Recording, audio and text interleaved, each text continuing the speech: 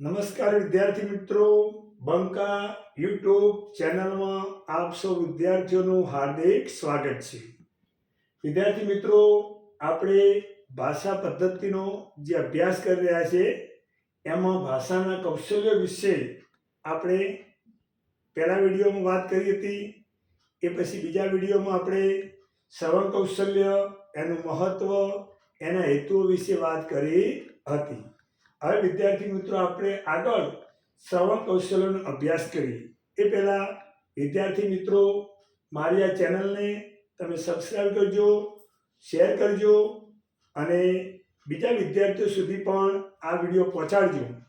હજુ પણ વિદ્યાર્થી મિત્રો, આપણે વ્યાકરણને લગતા તમામ વિડીયો, લેખનને લગતા તમામ વિડીયો આપણે બનાવવાના છીએ, એ પણ તદ્દન ફ્રી, જેથી કરીને વધુને વધુ વિદ્યાર્થીઓ આપણા આ વિડીયોનો લાભ લે એવું તમે બધા કરજો અને તમારા મિત્ર વર્તુળ સુધી મારા આ વિડીયોને પહોંચાડવાનો પ્રયત્ન કરતા રહેજો. તો ચાલો હવે આપણે આગળ શ્રવણ કૌશલ્યનો અભ્યાસ કરીએ. તો મિત્રો, હવે આપણે વાત કરીએ કે શ્રવણ કૌશલ્યને અસર કરતા પરિબળો. શ્રવણ કૌશલ્યને અસર કરતા પરિબળો કયા કયા છે? તો શ્રવણ કૌશલ્ય અસર કરતા પરિબળોમાં એક ધ્યાન, બીજું સ્મૃતિ, ત્રીજું ભેદકત્વ, ચોથું બુદ્ધિ, પાંચમું રસ રુચિ, છઠ્ઠું શારીરિક ક્ષતિ, સાતમું વક્તાનું પ્રત્યક્ષ દર્શન, આઠમું શ્રવણનો સમય, નવમું વક્તાનું વ્યક્તિત્વ અને દસમું છે ભાષાનું માધ્યમ. આ 10 પરિબળો એ શ્રવણ કૌશલ્યને અસર કરે છે. આપણે પહેલા એને થોડા વિગતે સમજીએ. પહેલું જોઈએ ધ્યાન. તો જ્યારે શિક્ષક એ કથન કરતા હોય ત્યારે વિદ્યાર્થીઓ ધ્યાનપૂર્વક સાંભળે એ જરૂરી છે. જો વિદ્યાર્થીઓ ધ્યાનપૂર્વક સાંભળતા નહીં હોય તો શિક્ષકના કથનનો કોઈ અર્થ રહેતો નથી અને વિદ્યાર્થીઓને સારી રીતે શ્રવણ કરતા નથી. માટે ધ્યાનપૂર્વક સાંભળવું એ જરૂરી છે. નંબર 2, સ્મૃતિ.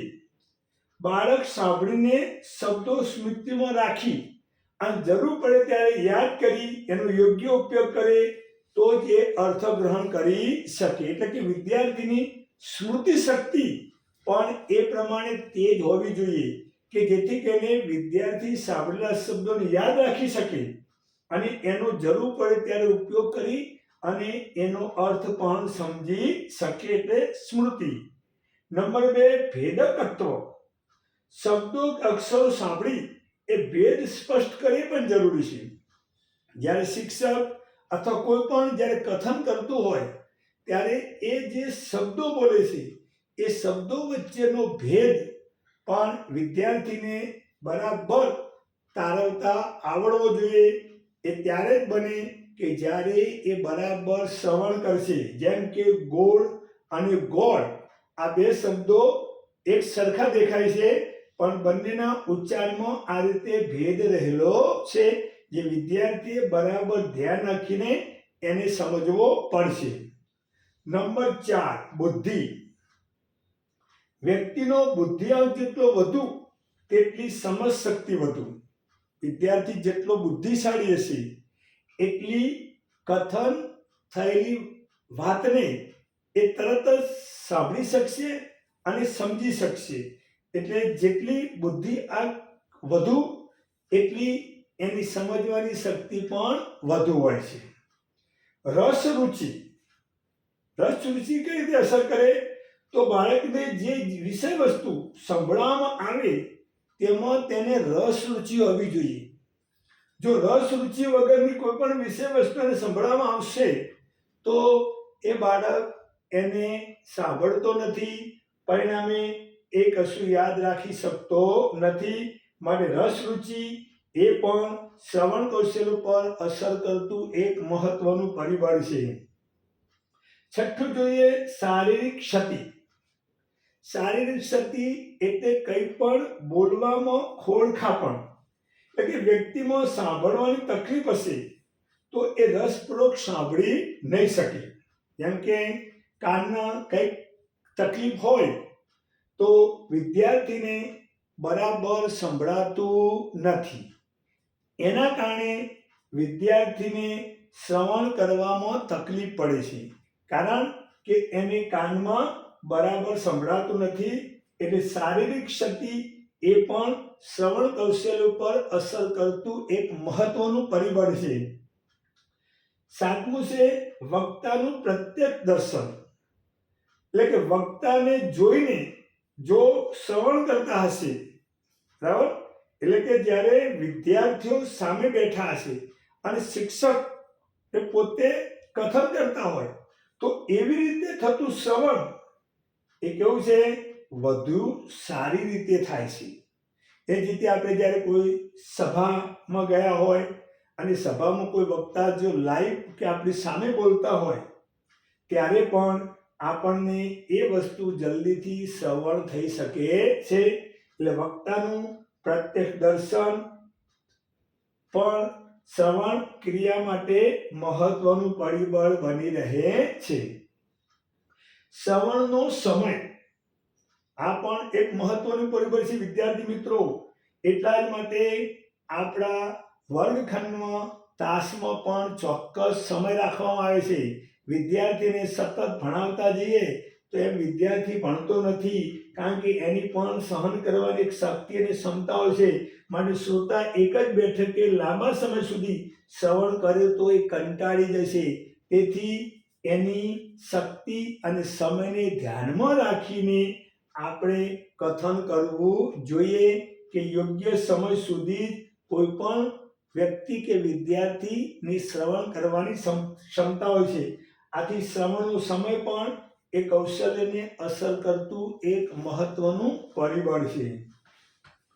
નવમું છે વક્તાનું વ્યક્તિત્વ.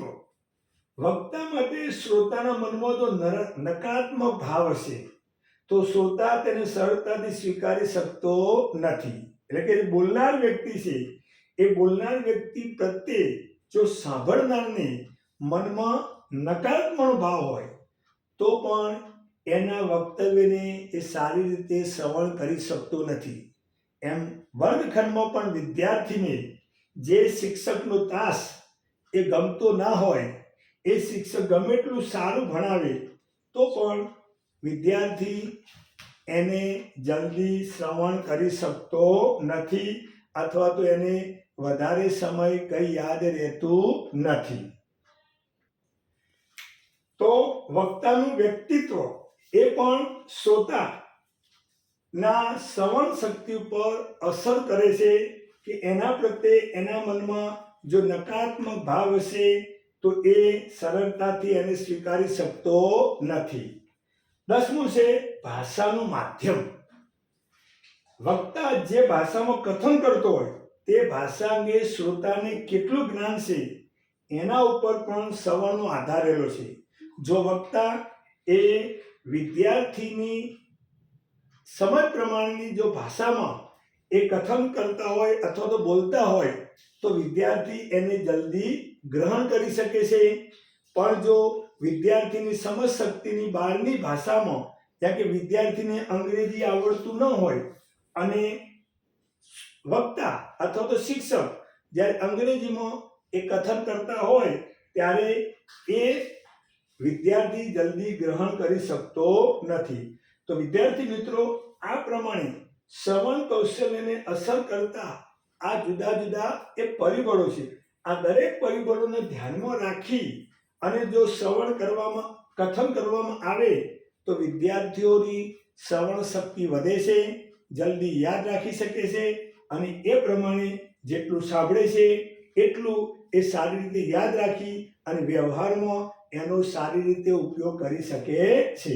તો આ હતા શ્રવણ કૌશલ્યને અસર કરતા પરિબળો. ચાલો વિદ્યાર્થી મિત્રો, હવે આપણે આગળ શ્રવણ કૌશલ્યના વિકાસ માટેની સહાભ્યાસિક પ્રવૃત્તિઓ. તો વિદ્યાર્થી મિત્રો, શ્રવણ કૌશલ્યનો આપણે વિકાસ કરવો હોય અથવા વિદ્યાર્થીઓમાં આ કૌશલ્યનો વધુ વિકાસ કરવો હોય તો એના માટે આપણે કઈ એવી પ્રવૃત્તિઓ કરીએ કે જેનાથી એની શ્રવણ ક્ષમતામાં વધારો થશે. તો નંબર 1 કે બાળકોને પ્રાસવાળા લય પ્રધાન ગીતો વારંવાર સંભળાવવા જોઈએ. બાળકોને પ્રાસવાળા લય પ્રધાન જે ગીતો છે એ ગીતો વારંવાર સંભળાવવા જોઈએ, જેથી કરીને બાળકને એવા પ્રાસવાળા શબ્દો એ જલ્દી યાદ રહેતા હોય છે. જેમ કે ઊંટ કહ્યા સભામાં, વાંકા અંગવાળા ભૂંડા, ભૂતળમાં તો પશુ અને પક્ષીઓ અપાર છે. આવી જો પ્રાસવાળી રચના એમને સંભળાવવામાં આવશે તો એ જલ્દીથી એને યાદ રાખી શકે છે. નંબર 2, શિક્ષકે કથન કર્યા બાદ પ્રશ્નો પૂછીને મૂલ્યાંકન કરવું. શિક્ષક જે કથન કરે, જે વિષય પર કથન કર્યું એ પછી વિદ્યાર્થીઓને કેટલું ગ્રહણ કર્યું, કેટલું શ્રવણ કર્યું એ વિશે થોડા પ્રશ્નો પૂછી અને એનું મૂલ્યાંકન પણ કરવું જોઈએ, કે જેથી શિક્ષકને લાગે કે વિદ્યાર્થીઓ હું જે કથન કરી રહ્યો છું એને ખરેખર શ્રવણ કરી રહ્યા છે કે નહીં. નંબર 3, પાઠ્યપુસ્તકમાંથી વાંચન કરાવવું જોઈએ. ખાસ ભાષાના શિક્ષકોએ વર્ગખંડમાં પણ વિદ્યાર્થી પાસે અવારનવાર જે તે પાઠનું વાંચન કરાવતા રહેવું જોઈએ, કારણ કે બીજા વિષયના શિક્ષકો આ વાંચન પ્રવૃત્તિ કરાવતા નથી. એટલા માટે ભાષાના શિક્ષકે અવારનવાર વર્ગખંડની અંદર આ વાંચન કરાવવું અવશ્ય જરૂરી છે. 4, ટેપ રેકોર્ડ દ્વારા બાળકને તેના ખોટા ઉચ્ચારો સંભળાવવા. બાળક કેવા પ્રકારનું બોલ્યો, એ સાચું છે કે ખોટું, એના માટે એનું રેકોર્ડિંગ કરી અને વિદ્યાર્થીને ફરી એ સંભળાવવું જોઈએ, જેથી કરીને વિદ્યાર્થીએ કરેલી ભૂલો એ સમજે અને એ ભૂલોને એ ફરીથી ન કરે એ માટેની કંઈક શીખ મેળવે અથવા તો શીખે. એટલા માટે આ પણ પ્રવૃત્તિ કરતા રહેવું જોઈએ.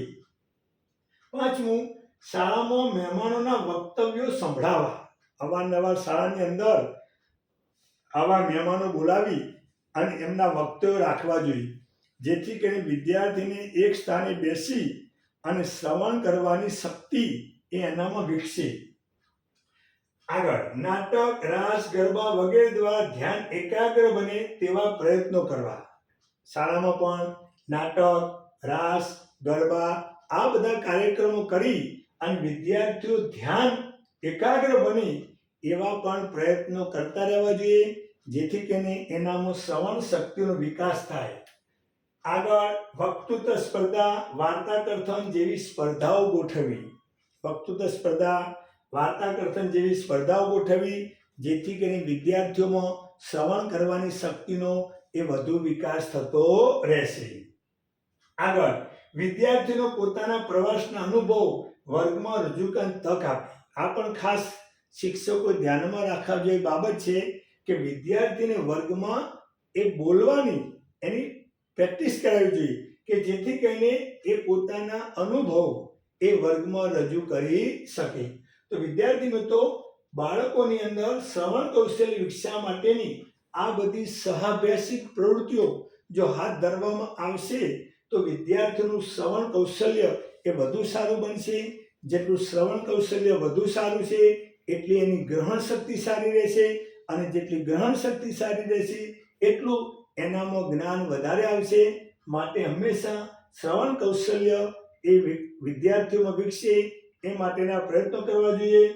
તો આવી રીતે વિદ્યાર્થી મિત્રો, આપણે આ ભાષા પદ્ધતિના જે કૌશલ્યોની વાત કરી રહ્યા છીએ એની અંદર આપણે પહેલું જે શ્રવણ કૌશલ્ય વિશે વાત કરી, જેને મેં તમને આ ત્રણેય વિડીયો દ્વારા એ પૂરેપૂરું સંપૂર્ણ રીતે સમજાવવાનો પ્રયત્ન કર્યો છે.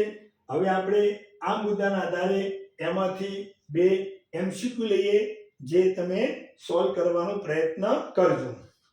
પહેલું છે કે વર્ગમાં શ્રવણ કૌશલ્ય મજબૂત હોવાથી શૈક્ષણિક કાર્ય વધુ સફળ કેમ થાય છે? કે વર્ગના જે વિદ્યાર્થીઓ છે એનું શ્રવણ કૌશલ્ય એ મજબૂત હોવાથી શૈક્ષણિક કાર્ય વધુ સરળ કેમ થાય છે?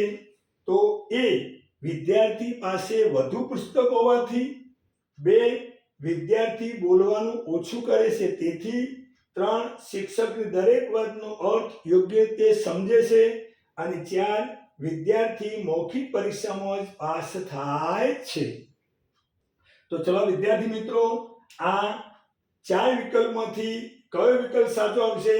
તો શિક્ષકની દરેક વાતનો અર્થ યોગ્ય રીતે સમજે છે, જેથી શિક્ષકને એ શૈક્ષણિક કાર્ય કરવામાં વધુ સરળતા રહે છે. બરાબર? ઓકે.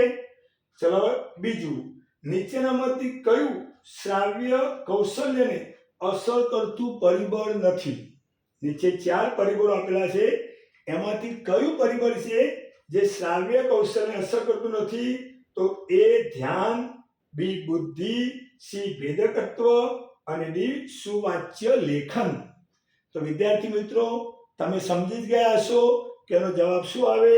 તો જવાબ આવે ડી સુવાચ્ય લેખન. એ શ્રવણ કૌશલ્યને અસર કરતું નથી. તો વિદ્યાર્થી મિત્રો, આ રીતે આપણું આ શ્રવણ કૌશલ્ય અહીં આપણે પૂરું કરીએ છીએ. તો તમે એને સારી રીતે સમજજો, સાથે સાથે તમારા મિત્ર વર્તુળમાં પણ આપણા વિડીયોને શેર કરજો, લાઈક કરજો, સબસ્ક્રાઇબ કરજો. હજુ પણ મેં કહ્યું છે તેમ આગળ પણ આપણે વ્યાકરણના, લેખનના, પદ્ધતિના ઘણા બધા વિડીયો તદ્દન ફ્રીમાં મૂકવાના છે. તો એને તમે વધુને વધુ અભ્યાસ કરો, શેર કરો, એ જ અમારી અભ્યર્થના. અસ્તુ. જય હિન્દ, જય ભારત.